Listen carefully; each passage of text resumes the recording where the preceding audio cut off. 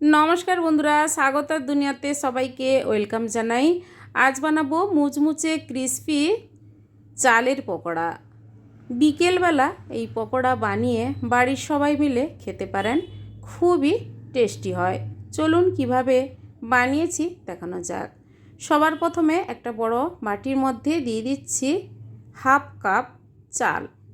জল দিয়ে 3 থেকে 4 বার ধুয়ে পরিষ্কার করে কিছুক্ষণ আমি ভিজিয়ে রাখবো, প্রায় 2 ঘন্টার মতো। 2 ঘন্টার পর আমি চালটা ছেঁকে নেব। আর নিয়েছি দুটো মাঝারি সাইজের আলু, ছুলে নিয়ে ছোট ছোট পিস করে কেটে নিয়েছি। এবার মিক্সি জারে আলু আর ভিজিয়ে নেওয়া চাল একসঙ্গে মিক্সিতে দিয়ে দেব। আর এখানে কোনো জল ব্যবহার করবেন না। আলুর সঙ্গে চালটা পেস্ট করলেই কিন্তু বেশ নরমভাবে পেস্টটা হয়ে যাবে। পেস্টটা করে নেওয়ার পর আপনাদের দেখাচ্ছি কত সুন্দরভাবে স্মুথলি পেস্টটা হয়ে গেছে।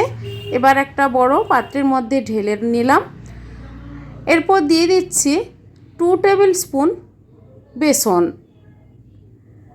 আর হাফ টেবিল স্পুন গোলমরিচ, সামান্য পরিমাণ হলুদ গুঁড়ো,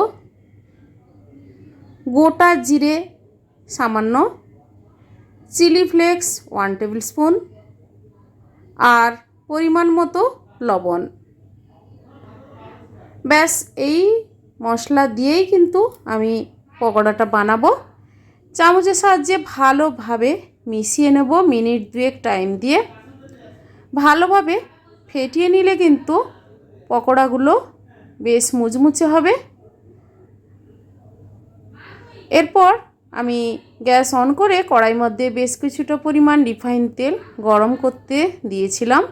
গ্যাসের ফ্লেমটা হাই টু মিডিয়াম রেখে সবগুলো চালের পকোড়া আস্তে আস্তে করে কড়াইয়ের মধ্যে দিয়ে দিচ্ছি। আর ছোট ছোট সাইজের করে দিলে খেতেও ভালো হয় আর মুচমুচেও হবে। গ্যাসের ফ্লেমটা হাই করবেন না, তাহলে পুড়ে যাবে। এক পিঠ হয়ে গেলে আরেক পিঠ উল্টে গোল্ডেন ব্রাউন কালার করে সবগুলো চালের পকোড়া ভেজে তুলে নেব। বন্ধুরা, এইভাবে চালের পকোড়া বাড়িতে বিকেলবেলা বানিয়ে ফেলুন, ভালো লাগবে। কড়াই থেকে পকোড়াগুলো তুলে প্লেটের মধ্যে সার্ভ করে নেব। বাকিগুলো আস্তে আস্তে করে এভাবে আমি ভেজে নেব।